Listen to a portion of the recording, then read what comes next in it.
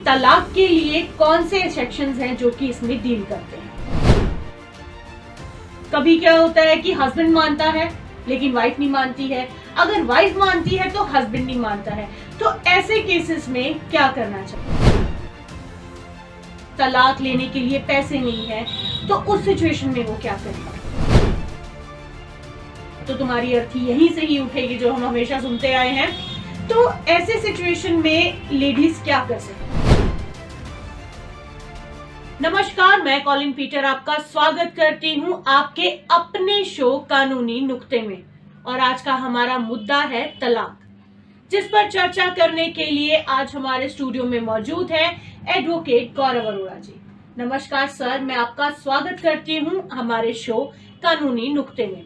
और आज का जो हमारा सवाल है तलाक, तो सर मैं आपसे जानना चाहती हूं कि तलाक के लिए कौन से सेक्शंस हैं जो कि इसमें डील करते हैं।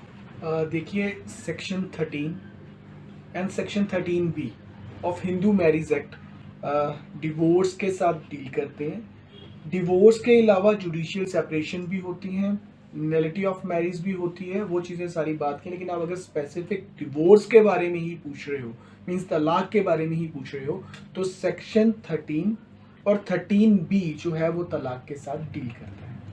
तो सर अगर हम बात करें कि कई बारी होता है कि दोनों तरफ से सहमति नहीं होती है, कभी क्या होता है कि हस्बैंड मानता है लेकिन वाइफ नहीं मानती है, अगर वाइफ मानती है तो हस्बैंड नहीं मानता है, तो ऐसे केसेस में क्या करना चाहिए। देखिए, अगर दोनों में से एक मान रहा है और एक नहीं मान रहा, और जो मान रहा है उसकी जेन्युइन रीजंस हैं, तो वो section 13 of Hindu marriage act के अंदर, उसके अंदर एक पॉइंट्स हैं। वो क्या पॉइंट्स है? अगर आपको मानसिक पीड़ा हो रही है उस दूसरे व्यक्ति की तरफ से, या फिर आपके साथ मारपीट हो रही है, या फिर उस व्यक्ति को, जो आपका पार्टनर है, उसको कोई ऐसी बीमारी है जो लाइलाज है, या फिर अगर मैं हस्बैंड की बात करूं तो वाइफ जो है वो प्रेग्नेंट नहीं हो सकती, या और ऐसी कोई प्रॉब्लम्स है जिसके बारे में उसको बताया नहीं गया हुआ, ऐसी चीज़ों के अंडर जो हस्बैंड है या वाइफ है एक तरफा तलाक ले सकते हैं सेक्शन 13 के अंदर, उसी कोड के अंदर। उसके लिए उनको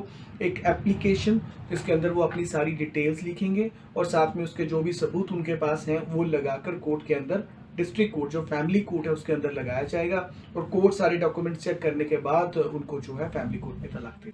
तो सर ऐसे ही अगर हम बात करें कि अगर दोनों तरफ सहमति है तो तब क्या करना होता है। देखिए, अगर दोनों तरफ सहमति है तो फिर तो सिंपल सी बात है कि आप दोनों हस्बैंड वाइफ जो है वो सेक्शन 13B के तहत अपने नज़दीकी फैमिली कोर्ट के अंदर जाएं और वहाँ पे एक म्यूचुअल पिटीशन, म्यूचुअल डिवोर्स की पिटीशन डाल दें जिसका सेक्शन 13B है। उसके बाद कोर्ट 99% केसेस में क्या होता है कि उसमें कोर्ट आप लोगों को एक 6 मंथ्स का टाइम देता है। 6 मंथ्स का टाइम इसलिए दिया जाता है कि दोनों जो तरफ हैं वो एक दूसरे इस चीज़ के लिए सोच लें, और सोचने के बाद 6 मंथ्स के बाद दोबारा उनकी डेट पड़ती है, और उसके बाद उनका जो डिवोर्स है अगर कोर्ट को लगता है तो वो ग्रांट कर दिया जाता है। लेकिन अगर कोई अर्जेंसी है या कुछ ऐसे सर्कमस्टांसिस है जहाँ पे कोर्ट में लगता है और आपको कोर्ट के अंदर एक एप्लीकेशन लगाते हो कि हमें ये 6 मंथ्स का टाइम नहीं चाहिए, तो आप वो 6 मंथ्स के टाइम को वेव ऑफ करवा के कोर्ट से मतलब इमीडिएट जो डिवोर्स है वो भी ले सकते हैं। तो सर अभी मेरे पास एक सवाल आया है जिसमें हमसे एक लेडी पूछ रही है कि अगर उनके पास तलाक लेने के लिए पैसे नहीं है तो उस सिचुएशन में वो क्या करें। देखिए, अगर उनके पास तलाक लेने के लिए पैसे नहीं है तो उनके पास एक सिचुएशन है, मैं आपको बताता हूँ। जब आप कोर्ट के अंदर डिवोर्स की एप्लीकेशन फाइल करते हैं तो उसके साथ में आप सेक्शन 24 की एप्लीकेशन फाइल ज़रूर करें। उसमें क्या होता है कि एक तरफा तलाक आपने लेना और सेक्शन 24 की एप्लीकेशन आपने लगा दी, तो कोर्ट सबसे पहले उस एप्लीकेशन को डिसाइड करेगा, और हस्बैंड को या जिस भी पक्ष को लगता है उस पक्ष को, दूसरे पक्ष को पैसा देना पड़ेगा उस केस को लड़ने के लिए। फॉर एग्जाम्पल, अगर वाइफ 24 की एप्लीकेशन लगाती है तो हस्बैंड के सारे डॉक्यूमेंट्स देखकर, जहाँ जो भी वो पेश कर रहे हैं, हस्बैंड की प्रोफाइल देखने के बाद उस वाइफ को खर्चा लगा दिया जाएगा कि इतना खर्चा आपको हर महीने मिलेगा इस केस को लड़ने के लिए, तो वो उस खर्चे के अकॉर्डिंगली लगा सकती हैं। सर हमारे पास हमारे एक और व्यूअर का क्वेश्चन आया था। उनका कहना है कि अगर मैं डिवोर्स लेना चाहती हूँ लेकिन उनके पास कोई और जगह नहीं है कि वो कहाँ जाएंगी, तो ऐसी सिचुएशन में लेडीज क्या करें, क्योंकि ऑब्वियस सी बात है अगर वो शादी करके आई हैं पर लेकिन अगर वो उस जगह पे खुश नहीं है तो पर उनके पास कोई जगह नहीं होती, क्योंकि उनके परिवार वाले भी बोल देते हैं कि अब तो तुम्हारी अर्थी यहीं से ही उठेगी, जो हम हमेशा सुनते आए हैं। तो ऐसे सिचुएशन में लेडीज क्या कर सकती हैं? देखिए उस केसेस में अगर मैं लेडीज की बात करूं तो वैसे तो उनको मैंने सेक्शन 24 के बारे में आपको बता दिया। एक 25 की एप्लीकेशंस भी होती है जिसमें आपको एलिमनी आपके हस्बैंड को आपको देनी होती है।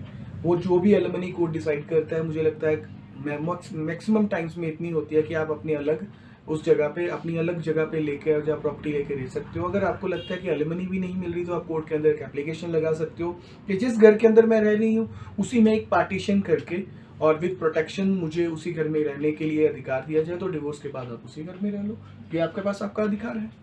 तो सर मैं एक और इससे जुड़ा एक सवाल पूछना चाहती हूँ, तो आखिरकार इस सारे प्रोसीजर में फिर भी कितना समय लग जाता है? क्योंकि मोस्टली लेडीज जो होती हैं उनको यही होता है कि अगर ना हुआ तो हम क्या करेंगे, तो उनको एक थोड़ा सा हो जाता है कि अगर हमें थोड़ा समय का हो तो उससे वो थोड़ा क्लियर हो जाती है। देखिए समय के लिए तो म्यूचुअल के लिए तो मैंने आपको बता दिया कि समय है। सेक्शन 13 एक सिंगल साइडेड मतलब वन साइडेड डिवोर्स के लिए कोई ऐसा समय फिक्स नहीं है कि इतने समय में ही होगा। लेकिन हाँ, आपकी दूसरी प्रॉब्लम का मेरे पास सोल्यूशन ज़रूर है। अगर उनको लगता है कि बहुत लंबा केस चलेगा तो हम क्या करेंगे, तो आप 125 CRPC की एक एप्लीकेशन लगाएं। उसके अंदर कोर्ट आपको हर महीने का जो खर्चा मेंटेनेंस है वो लगा देगा। मीन्स अगर जितनी देर आपका डिवोर्स नहीं होता तो वो आपको खर्चा मिलता रहेगा। इवन की कोर्ट के मुताबिक अगर आप डिवोर्स ले भी लेते हो और दोबारा शादी नहीं करते तब तक भी आपको आपके हस्बैंड को खर्चा देना पड़ेगा। हाँ, आप दोबारा शादी कर लेते हो तो कुछ कंडीशंस ऐसी होती हैं, उस कंडीशंस में आपका खर्चा बंद हो जाएगा, लेकिन डिवोर्स के बाद भी वो खर्चा जो है वो वैलिड रहेगा। तो मैं आशा करती हूँ कि हमारे व्यूअर्स को उनके सवालों के जवाब जरूर मिले होंगे, और मैं इसी के साथ ही धन्यवाद करती हूँ सर आपका कि आपने हमारे लिए वक्त निकाला। और मैं अपने व्यूअर्स से कहना चाहती हूँ कि अगर उनके मन में कोई भी सवाल है तो वो हमें कमेंट सेक्शन में जरूर बताएं।